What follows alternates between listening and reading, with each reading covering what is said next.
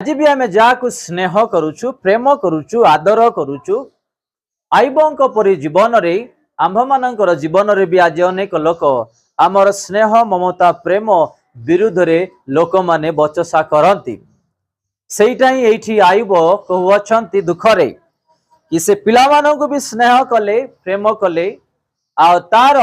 सांग साथी मानक भी से प्रेम कले तार लोक बंधु को प्रेम कले किंतु से मानी तार विरुद्ध रे आ कथा हेबा विषय से कहउछंती आमे माने भी आज जहाँ निंदा ताड़ना कि अन्य विषय आज आम शुणी पारुछु